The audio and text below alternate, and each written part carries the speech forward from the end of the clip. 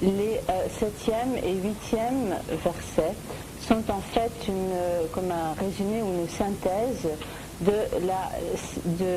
versets qui ont été exposés précédemment, donc une synthèse des 6 premiers versets. Et donc ils peuvent être expliqués de manière assez brève.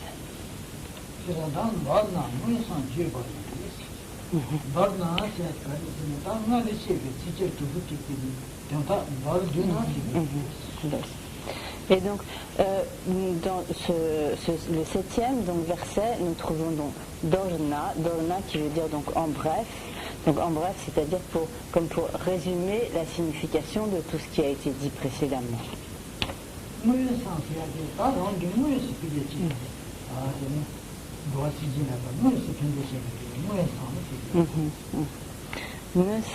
Donc Musam, c'est-à-dire directement, donc c'est-à-dire ce qui directement va se référer à ce que nous allons voir ensuite, donc qui est donc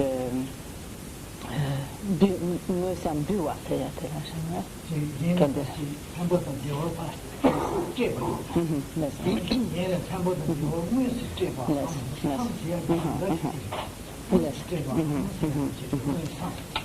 Donc nous allons voir qu'il s'agit ici donc de faire don ou d'offrir, donc le Rinpoche va expliquer le mot à mot, et donc nous avons Musam qui signifie directement.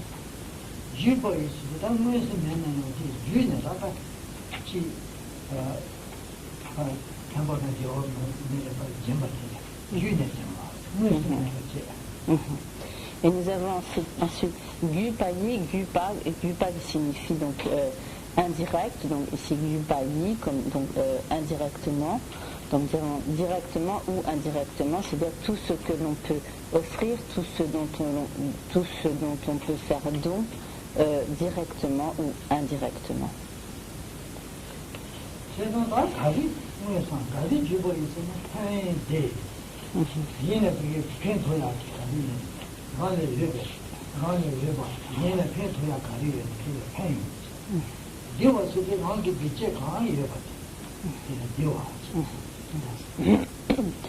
Et donc qu'allons-nous donc offrir directement ou indirectement, c'est ce qui est expliqué donc au début du deuxième vers.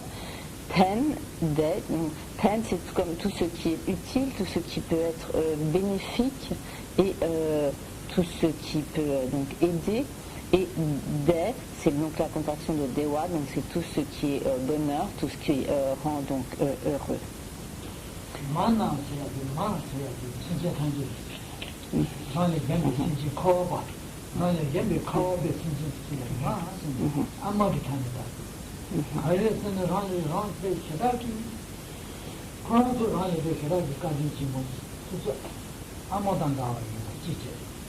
Ryan Kuzu became the Kyochimo, Susumai theory of Banazzo, Suzulaya, continue the theory of Susumai theory of Banazzo. Continue Rangi Amonaji on the Pinkadichi, the name is up, continue Martin Kanichi. Ensuite, nous avons nam qui est la marque du pluriel, donc et ma, donc littéralement, c'est la mer ou donc nos mères, et ici donc cela se réfère à tous les autres êtres vivants, donc en dehors de nous-mêmes. En effet, donc tous les autres êtres vivants ont eu et ont à notre égard une bonté égale à celle de notre mère de cette vie présente, non seulement donc par les bontés qu'ils nous ont prodiguées en tant que nos mères dans le passé, mais également donc dans le présent. Ils ont des bontés à notre égard, nous prodiguent donc toutes sortes de bienfaits qui sont identiques à ceux de notre mère dans cette vie présente.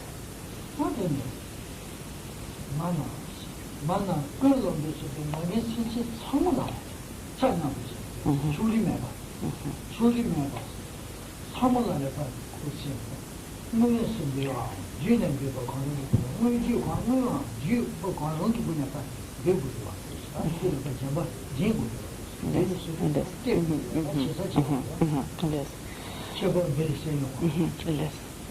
Et donc, qu'une là, c'est-à-dire à tous, c'est-à-dire à toutes mes mères, donc à tous ces êtres qui sont semblables donc à notre mère ou à nos mères. Donc, et lorsqu'il est dit ici à tous les êtres, cela signifie donc ce que nous allons leur offrir, nous leur offrons sans aucune partialité, sans avoir de l'attachement pour les autres et sans que pour certains et que d'autres nous soient comme lointains, mais avec une égale générosité envers tous. Et donc bulle, c'est-à-dire offrir, donner, c'est la forme donc honorifique du verbe donner que nous trouvons par exemple lorsque nous faisons l'offrande, lorsque nous disons Tchepa bulle, donc c'est ici le même verbe, et nous allons ainsi donc directement ou indirectement offrir donc tout bien et tout bonheur à toutes nos mères, donc à tous les êtres.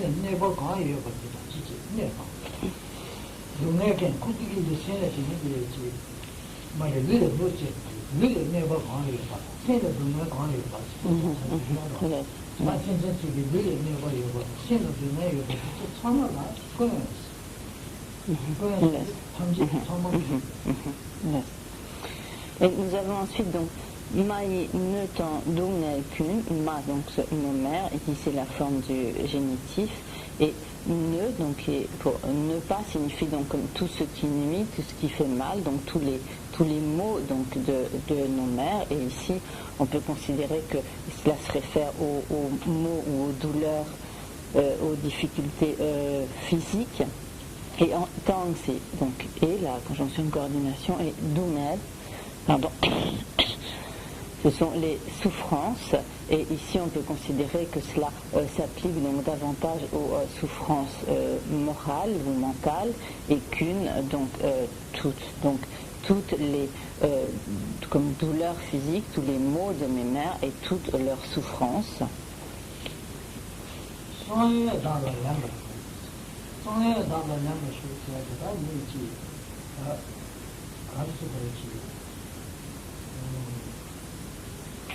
이제 통문의 수술에서 눈물을 내줘봐. 눈물을 내만 두면 생기 돈이 탐바다니까 동네로서 뭐 근데 보는 소리야. 되지. 이번에 눈물을 내만 두고 있는데요. 아니 지 동네로서 뭐 되게 돈이지. 근데 내봐도 되면 정말 수수기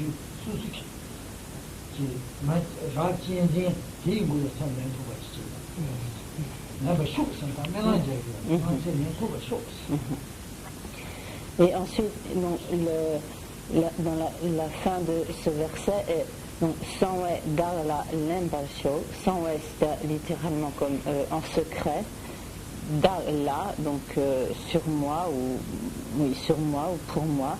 L'empal signifie prendre, donc nous avons ici la forme de l'empal, donc chaud, donc puissais-je prendre, donc puissais-je les prendre sur moi en secret, c'est-à-dire prendre toutes ces souffrances et tous ces maux de tous les êtres mes mères, puissais-je donc les prendre sur moi en secret, donc ceci est comme un vœu que nous formulons, et ce qui sous-entend donc que lorsque nous pouvons prendre directement ces souffrances, nous pourrons donc les prendre pour en libérer donc tous les autres êtres, mais lorsque nous ne pouvons pas prendre ces souffrances, nous penserons donc comme on le fait donc dans la pratique de prendre et donner, que comme indirectement donc nous allons prendre donc en méditation, penser que nous prenons donc toutes les difficultés, tous les maux, toutes les souffrances de tous les êtres, nos mères, et que en fait, toutes ces souffrances, nous allons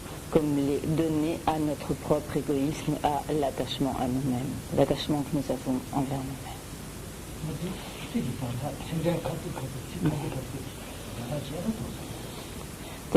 Telle est donc la signification mot à mot de ce verset.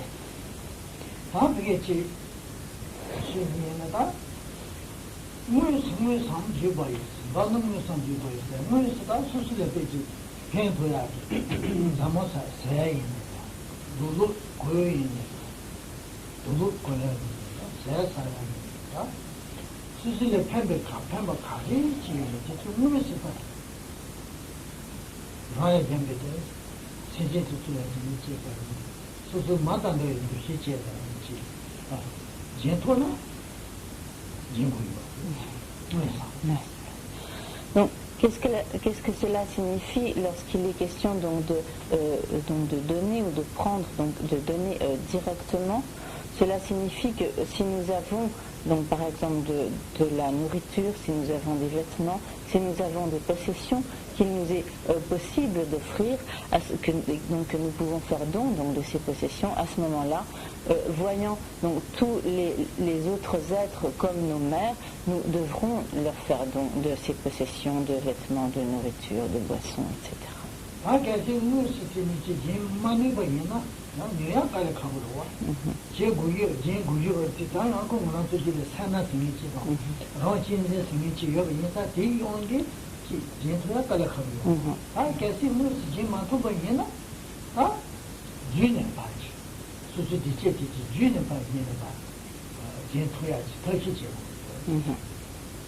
Mais même si nous ne pouvons pas comme, directement ou concrètement faire de tels dons, soit parce que cela nous est matériellement impossible, soit par la force du très grand attachement que nous avons envers nous-mêmes, qui lui-même engendre l'avarice, et donc dans la mesure où cette avarice va nous empêcher de donner concrètement, à ce moment-là, nous pouvons pratiquer cette générosité, donner donc ces biens indirectement.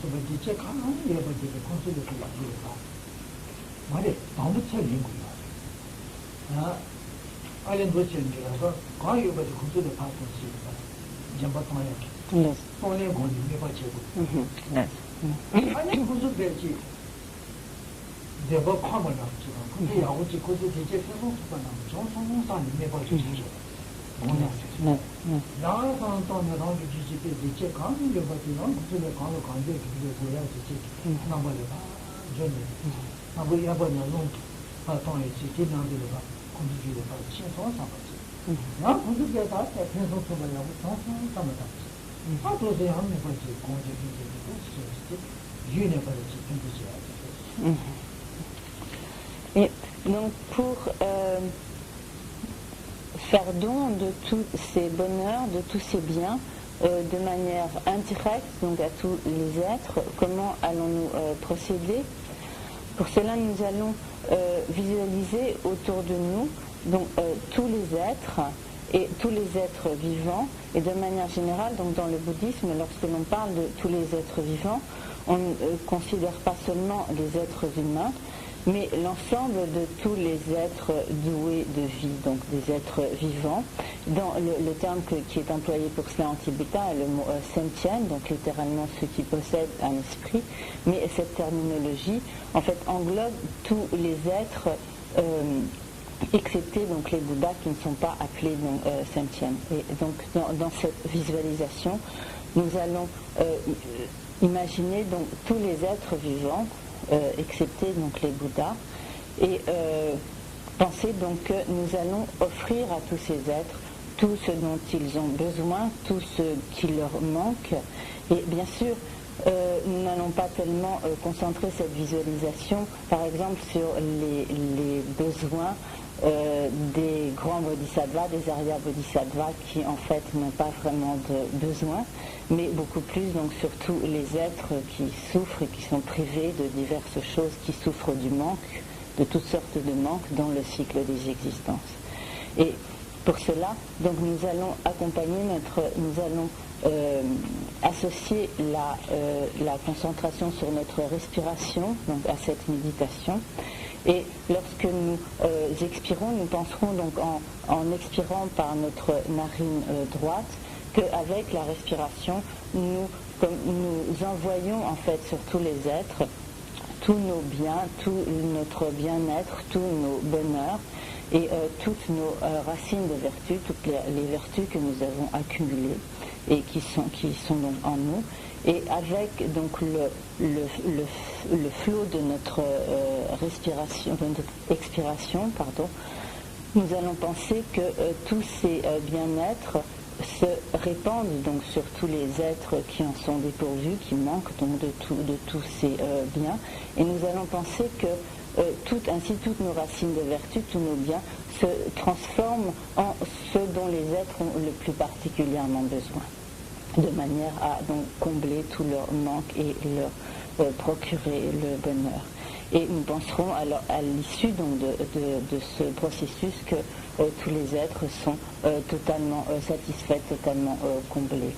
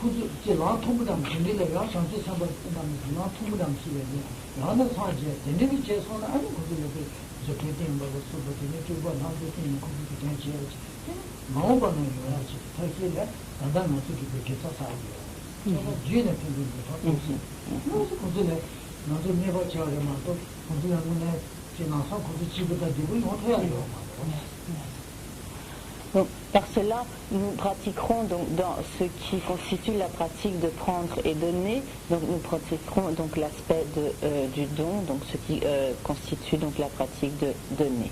Lorsque nous procédons de cette manière, il s'agit donc d'une pratique de donner qui est donc un don indirect. En effet, donc par cette méditation, nous ne soulageons pas concrètement tous les êtres de leur manque, nous ne pouvons pas ainsi les combler directement de tout ce qui leur fait défaut. C'est pourquoi il est dit qu'il s'agit d'une pratique du don indirect. Toutefois, cette pratique est extrêmement importante et elle est donc une pratique de don indirect, dans la mesure où lorsqu'on médite de cette façon, on accumule de cette manière une très grande quantité de mérites, de vertus qui accélèrent considérablement notre progression vers l'état de Bouddha. Et lorsque nous aurons finalement atteint cet état de Bouddha, alors nous pourrons avoir une pratique qui soit une pratique directe, où nous pourrons donc directement aider les êtres par toutes sortes de pouvoirs, par toutes sortes de manifestations, par des pouvoirs surnaturels, des pouvoirs miraculeux, etc. Et donc cette pratique indirecte de la générosité est comme une étape qui accélère notre progression vers une pratique directe de la générosité.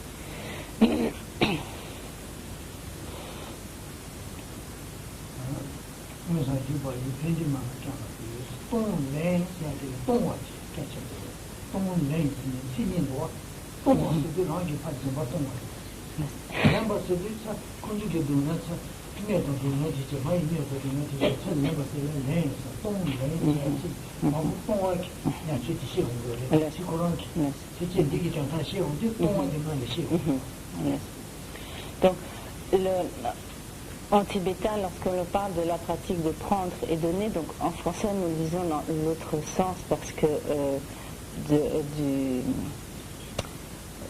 c'est une question d'euphonie, je pense, qui fait qu'en français on dit plutôt prendre et donner, mais en tibétain c'est donc donner et prendre, et en réalité donc dans ce qui est expliqué ici, on explique d'abord donc la pratique de donner, donc tong, et ensuite donc la pratique de prendre. Et donc lorsque l'on parle de donner, ce que l'on donne donc directement ou indirectement ici, c'est le bonheur, et lorsque l'on prend, ce que l'on prend, donc ce sont toutes les souffrances et tous les maux des êtres, de tous les êtres.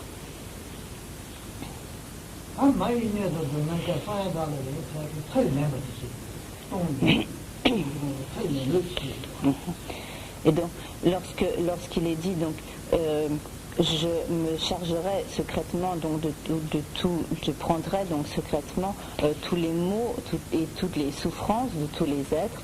Ceci donc se réfère à la pratique de prendre.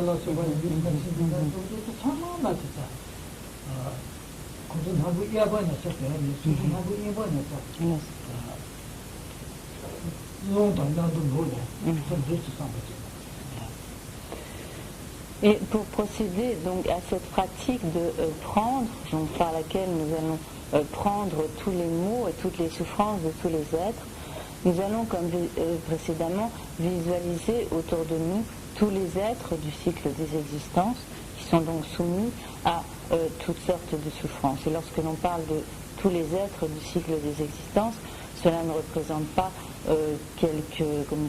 simplement quelques individus, mais une multitude donc infinie d'êtres, et donc d'êtres qui sont en proie à toutes sortes de souffrances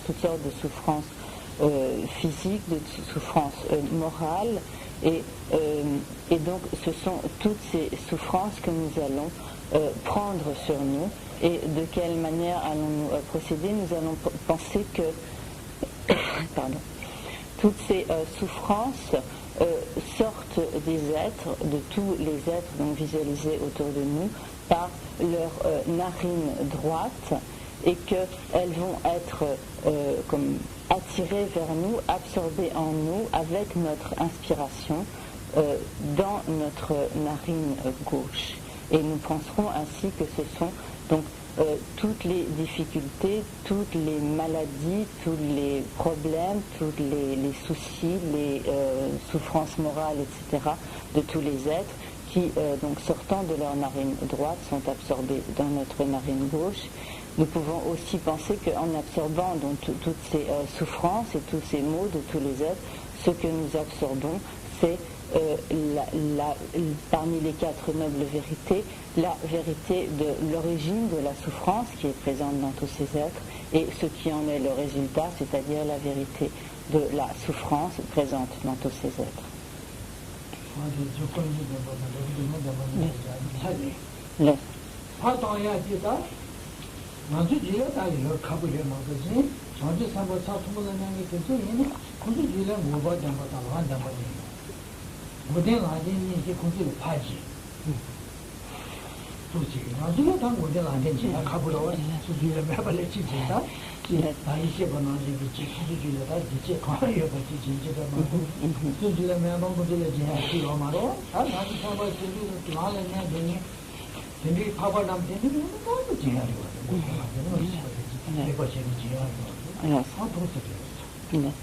Et donc lorsque l'on donne donc le bonheur à tous les êtres, donc pour les combler de tout ce qui leur fait défaut, lorsque l'on est un bodhisattva qui a atteint donc au moins donc la voie de la vision, et donc que l'on est un arya bodhisattva, à ce moment-là cela signifie que l'on a soi-même réalisé la vérité de la cessation et la vérité du chemin. Et donc à ce moment-là, en prenant sur soi la vérité de l'origine de la souffrance et la vérité de l'origine de la souffrance de tous les êtres, en échange, on peut donner donc à tous les êtres la vérité de la cessation et la vérité du chemin que l'on a réalisé. Mais bien sûr, on ne peut faire le don de cette vérité de la cessation et de cette vérité du chemin que si on les a soi-même réalisés, et donc de tels dons ne sont possibles que pour ces Arya Bodhisattvas. À notre niveau, donc comme Rinpoche l'a expliqué juste avant, ce dont nous ferons don, ce sont donc toutes nos qualités, toutes nos vertus, tous nos bien-être et toutes nos racines de vertu, nos mérites.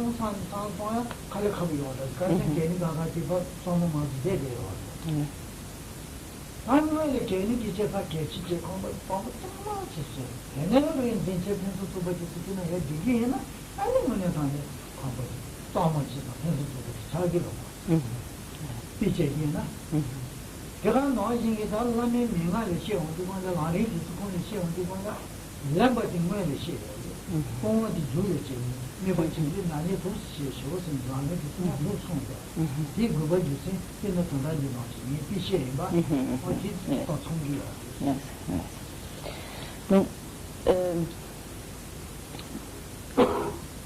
ici, donc, c'est la pratique de donner qui est exposée en premier, et elle est donc suivie par la pratique de prendre. Toutefois, dans un certain nombre d'enseignements, et notamment dans les instructions à la pratique du lamrim, donc à la pratique de la voie progressive, il est conseillé de procéder dans l'ordre inverse, c'est-à-dire de commencer par la pratique de prendre pour ensuite procéder à la pratique de donner. Pour expliquer cela, Rinpoche prend l'exemple suivant. Si nous nous installons quelque part, il est d'abord nécessaire de bien nettoyer les lieux, de balayer, de retirer toutes les saletés, la poussière, etc.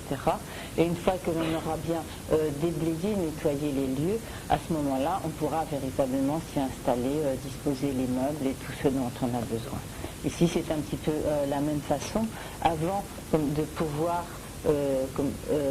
comme déposer ou comme poser ou donner donc tous nos mérites, toutes les qualités, etc. Il est nécessaire comme tout d'abord comme déblayer le terrain.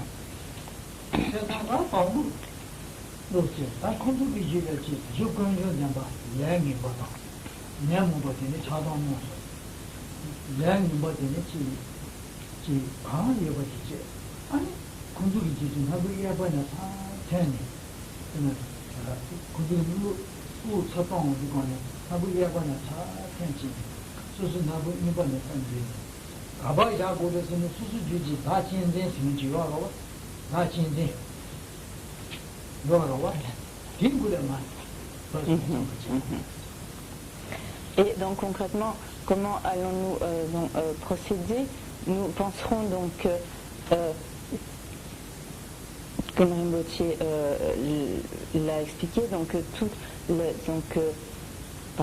la vérité de l'origine de la souffrance de tous les êtres, c'est-à-dire de tout leur karma négatif, tous leurs facteurs perturbateurs de l'esprit, leur attachement, leur haine, leur ignorance, etc. Donc que tout cela sort donc de ces êtres, est expulsé donc de ces êtres par leur narine droite, et que donc ce flot donc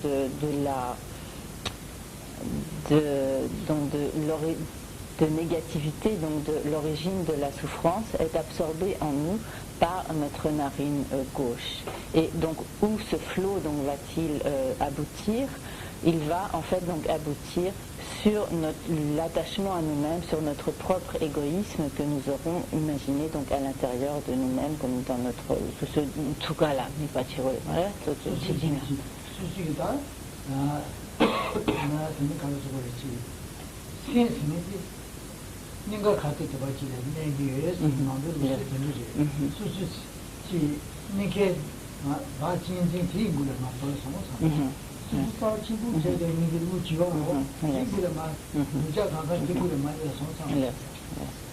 Donc, selon le bouddhisme, on considère que le siège de la conscience se trouve donc comme au niveau du cœur, au milieu donc de la poitrine, et donc nous penserons que c'est effectivement là que se trouve cet attachement à nous-mêmes, cet égoïsme, donc ce très fort cette attitude qui consiste à se chérir soi-même très fortement.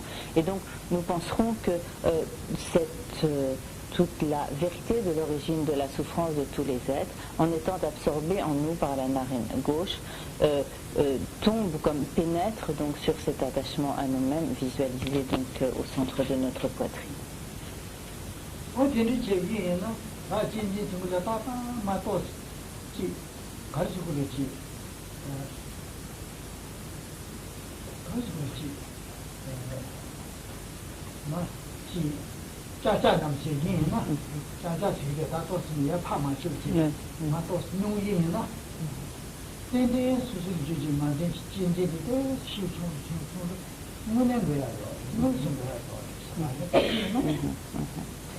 Et lorsque nous procédons à cette pratique, nous penserons donc progressivement donc, par cette visualisation qui fait tomber donc l'origine de la souffrance et les souffrances de tous les êtres sur l'attachement à nous-mêmes, sur l'attachement à nous-mêmes. Nous penserons en fait que progressivement, par cette visualisation, cet attachement à nous-mêmes va être comme écrasé ou progressivement, disons, se réduire ou se dégrader ou se désagréger progressivement. Et en fait, il est certain que si nous nous accoutumons à cette pratique, elle va effectivement réduire la force de l'attachement à nous-mêmes.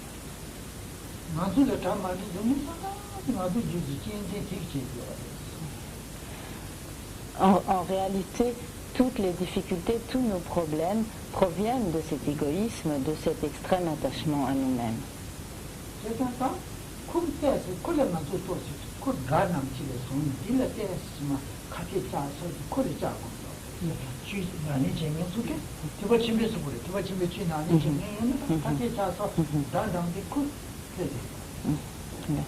Et par conséquent, si nous voulons véritablement pratiquer la voie du Mahayana, la voie du grand véhicule, nous devons considérer cet égoïsme, ce fort attachement à nous-mêmes comme notre véritable ennemi, et c'est donc lui que nous devons attaquer, que nous devons nous efforcer de désintégrer.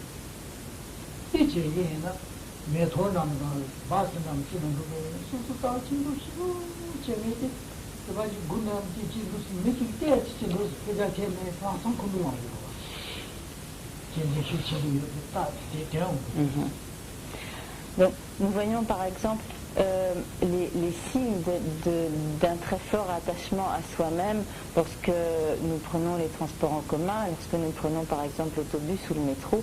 Il y a des personnes qui, si au passage on les bouscule un tout petit peu, immédiatement se mettent en colère et rentrent dans une terrible colère. Et cela est le signe de leur très fort attachement à elles-mêmes.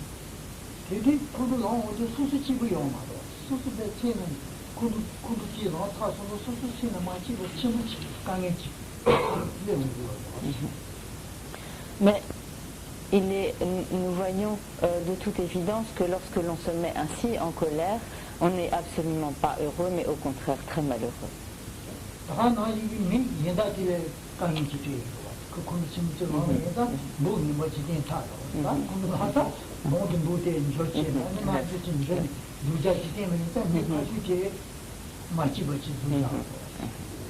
Et lorsqu'on se met ainsi en colère, non seulement on est soi-même malheureux, mais en même temps on rend les autres malheureux. Donc nous savons que lorsque quelqu'un se met en colère, immédiatement l'expression de son visage change, il a donc un aspect, il n'est pas plaisant à regarder, et il va communiquer donc cette espèce d'agressivité à son entourage et faire que ceux qui sont autour seront également inconfortables ou malheureux.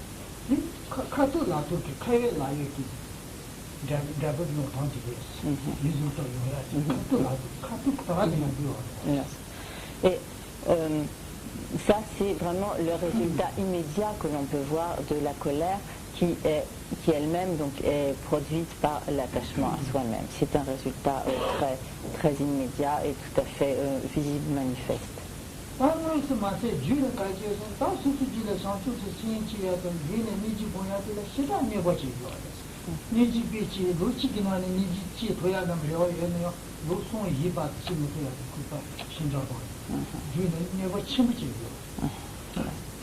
Donc, cela est pour les méfaits donc, immédiats, mais pour les méfaits comme indirects ou à plus long terme de ces attitudes de colère, en fait, elles vont nous empêcher de développer la compassion et l'esprit d'éveil. Et par exemple, si nous pouvions envisager de développer la compassion dans l'intervalle de quelques mois ou d'un an, par ce moment de colère, en fait, le temps qu'il va nous falloir pour développer la compassion va se trouver considérablement prolongé, et au lieu d'une année, peut-être qu'il nous en faudra 2 ou 3.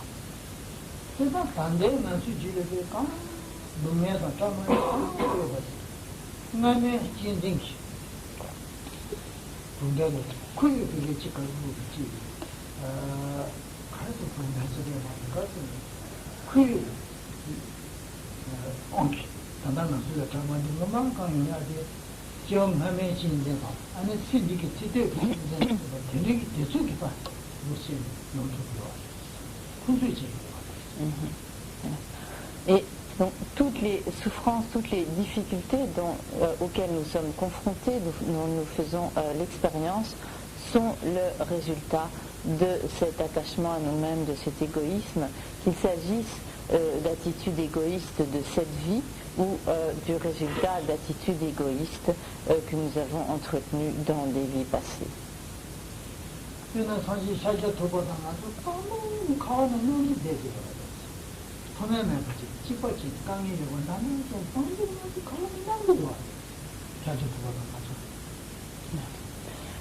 Par exemple, tout d'abord, le Bouddha Shakyamuni il n'a pas toujours été Bouddha, mais il a d'abord été un être comme nous, avec nous, un être ordinaire dans le cycle des existences.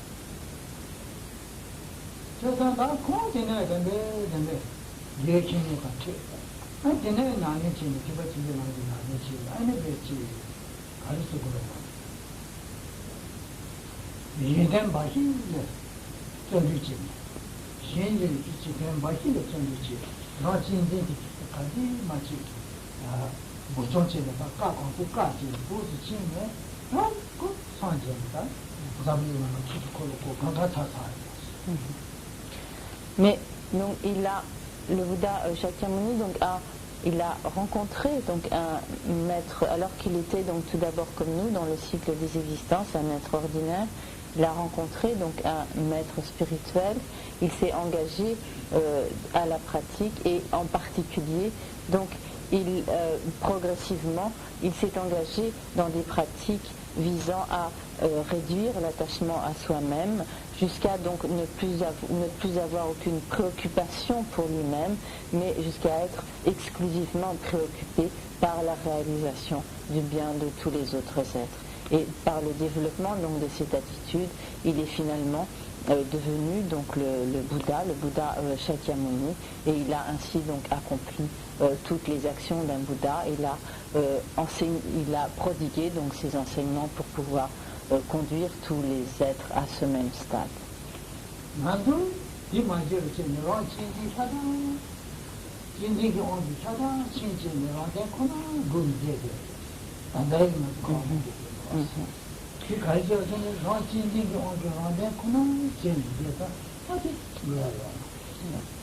Et si nous ne sommes pas jusqu'à présent parvenus au même résultat que le Bouddha Shakyamuni, c'est parce que nous avons continué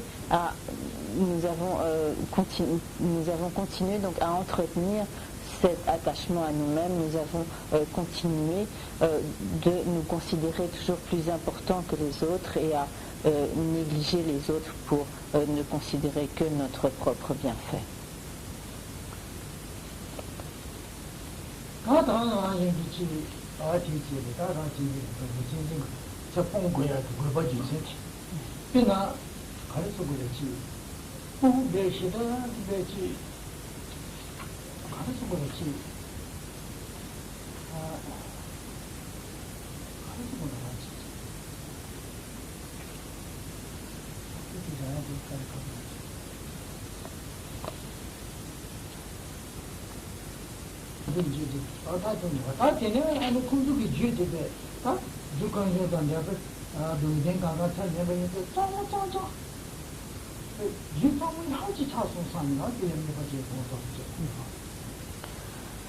Donc, lorsque nous procédons à cette méditation et que nous prenons sur nous ainsi toutes les souffrances et toutes les origines, toutes les causes de souffrance de tous ces êtres, nous devons penser qu'ensuite, donc tous ces êtres sont devenus parfaitement purs.